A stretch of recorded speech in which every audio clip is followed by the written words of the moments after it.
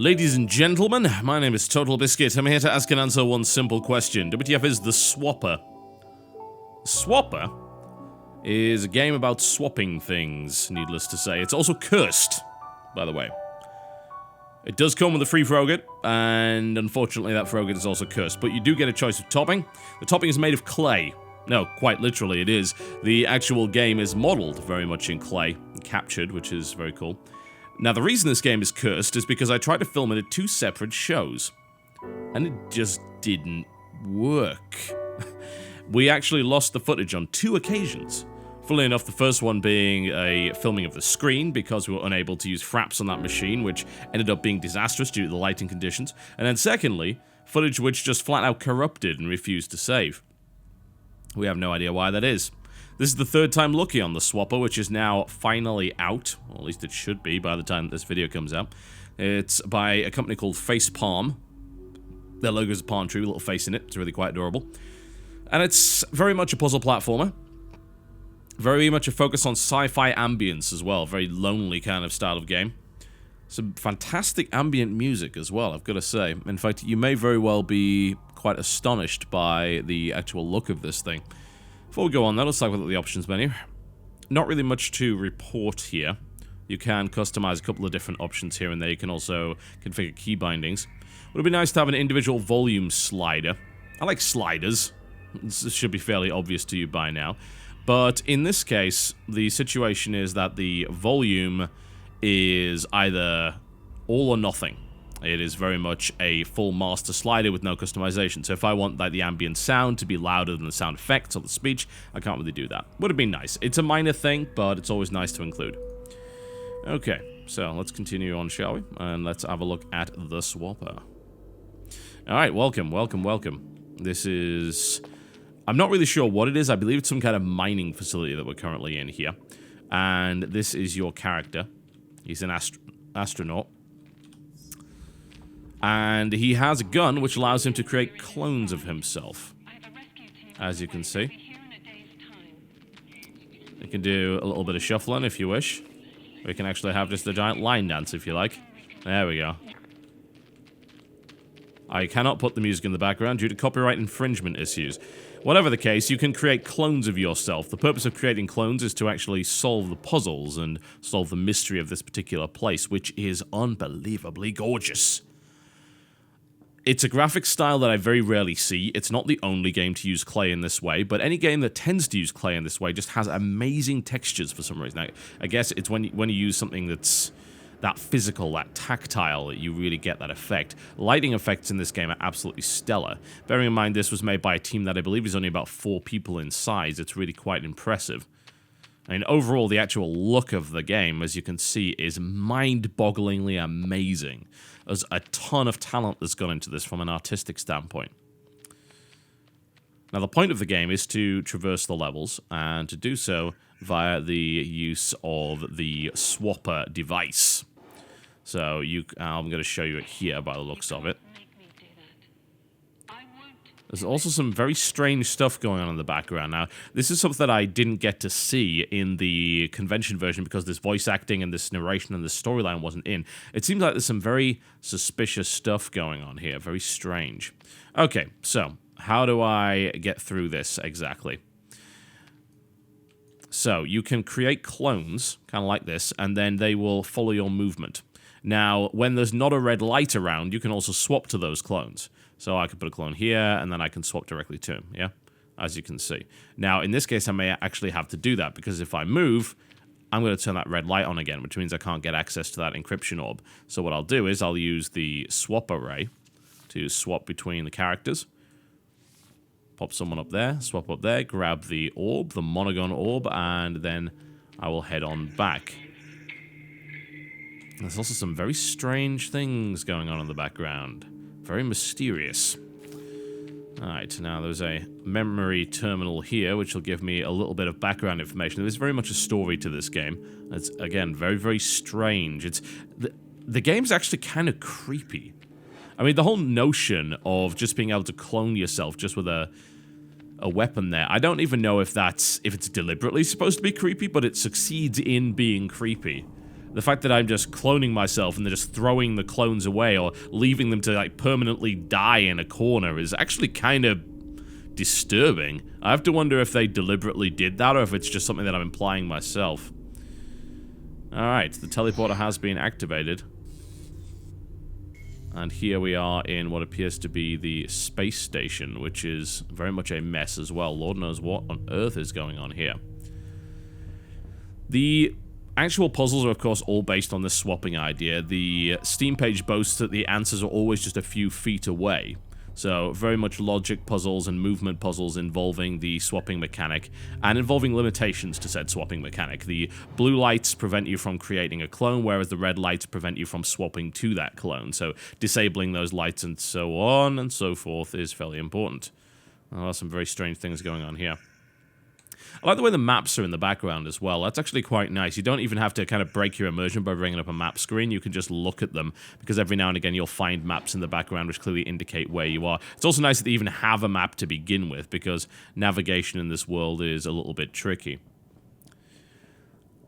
I'm not usually a fan of puzzle platformers. I think you're well aware of that, but I like to appreciate something that is very much beautiful. And I think it's easy to make a pretty game.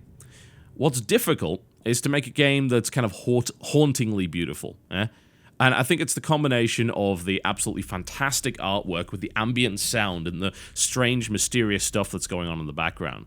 The game is quite literally haunting in the sense that it's creepy.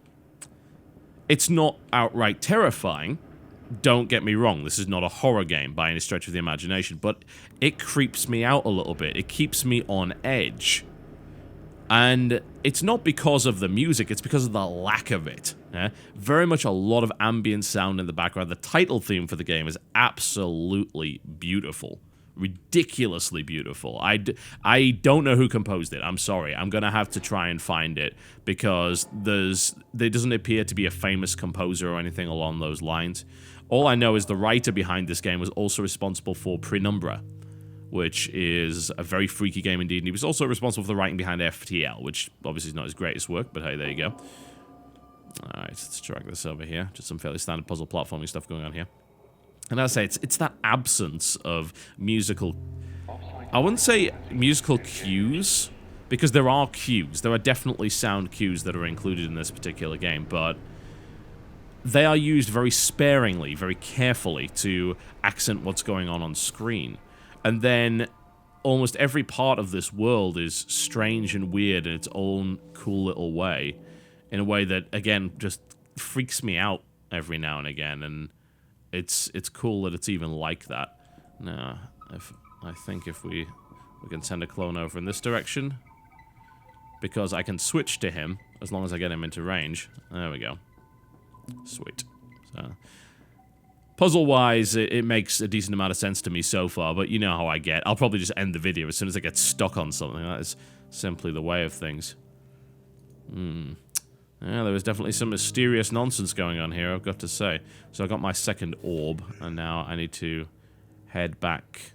We've got access to this area here, and there's a mysterious rock sample over there. Probably worth having a look at. Alright, let's have access to this console. Sweet, so we can go down that direction now. I wonder if there's anything through here. There does seem to be a little bit of exploration involved here and there. The overall aim appears to be just to grab those orbs for the time being. Okay, so... be a little bit of basic pushing and shoving going on here. Did that turn off a light or turn one on? Now in this case, I'll only be able to activate one of these at any given time, so... controls are surprisingly simple as well. The S button is used to grab a hold of things. You'd think that would be a duck button, but it's basically, as far as I can tell, just WAS and D, and then the two mouse buttons. It seems to work pretty effectively. Well, I can't warp anything in. I can't warp to that. In fact, I can create a clone up there, though, so... whoops. Accidentally killing myself there. Yeah, it looks like a solid object. I'm not going to get that far with that. I don't know if this is an area I need to come back to later. You know how I get with these kind of things. I get stuck on the stupidest stuff. Ooh, hang on. Wasn't that a... No, I'm pretty sure there was no way to do that. Unless this changes something. Let's... Okay, so what happens? That goes... I have a feeling maybe, just maybe, will that go... Yeah, I thought so. Okay, that's how it's done. So you do that, and then you... Don't do that, you numpty. There we go.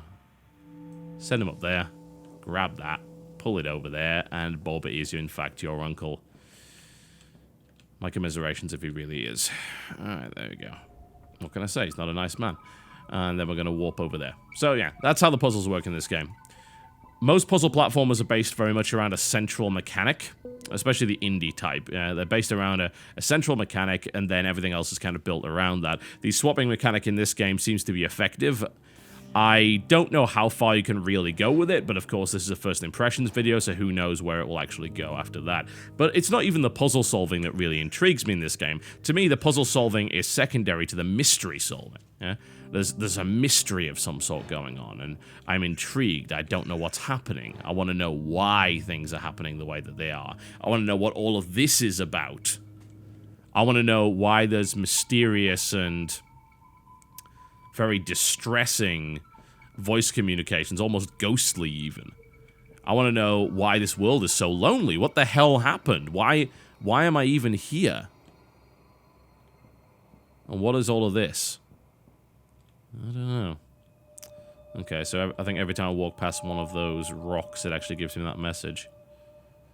We know only of the mines in our chain. We choose your chain in a dimension we do not know. I have no idea what all of that is about. No doubt, that is absolutely deliberate. Alright, let's get out of here then. Now, I don't know if there's any actual combat in this game that involves the whole swapping mechanics. Maybe there's some kind of enemy robotic or something along those lines that you manipulate, but it doesn't appear to be, at least initially. It's very much you versus the environment. But I think as a nice piece of art, and a piece of art that's actually fun to play, the Swapper actually should be lauded.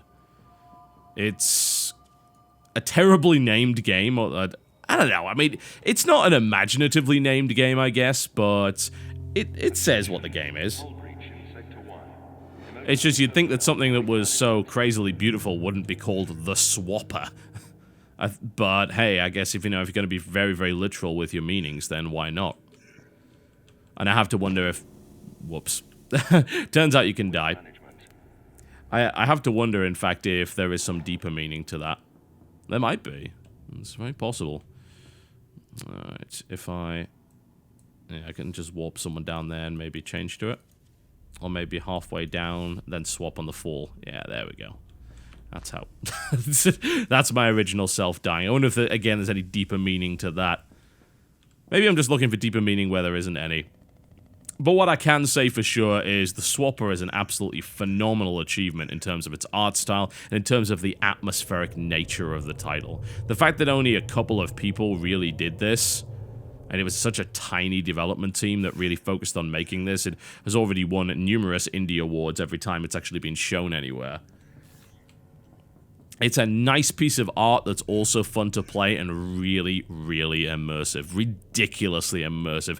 Hauntingly beautiful, stunningly designed. I mean, everything about this game just screams quality.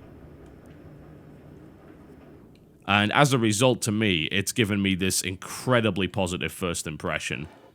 Ooh, cool. It's getting all organic here now, too. Nice.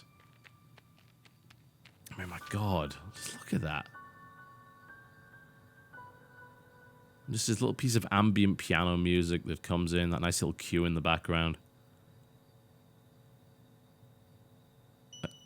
And it doesn't feel the need to fill the background with noise and music all the time. It uses it when it's appropriate. It understands exactly when music is appropriate. Or when dropping clones to their deaths is appropriate. I'm sorry, I'm ruining the ambience for you. My art! That will actually never fail to be funny, but I'm a terrible person. I think you should be paying attention to this game, because this just kind of snuck around and hasn't got a huge amount of hype behind it, and yet is one of the most gorgeous and well-realized games I've seen in a very, very long time. It's inspiring, really, when you look at it, that someone in some tiny studio can create something like this. And I guess people wonder exactly why I really like to cover indie games. And I think it's because every now and again something like this comes along and says, look what you can do with a little bit of time, a little bit of talent, and a lot of passion. That's really what the Swapper is to me. It's very much a representation of that idea, but come to life and actually realized well. And that's kind of a beautiful thing to look at. It is a piece of art, but it's also a great game, and hopefully this is where we're heading. Not necessarily in the direction of puzzle platformers and swapping mechanics, but to a place where even the smallest team can realize a particular vision for a title. And they can bring that to life, and they can, on their own, actually put this out on the market and say, this is our piece, and we hope that this is an enjoyable and enriching experience for you. It's really cool that you don't have to have a 300-person studio to do that, and more often than not, you find that it's the smaller studios that are really able to realize that, because they don't have the constraints of a larger studio, and that's why. That's why I like indie games. Because every now and again you get something like that. It's pretty cool. Broke my legs again. Such is the way of things. My name's been TotalBiscuit. Please do check out the Swapper. It's really very special indeed.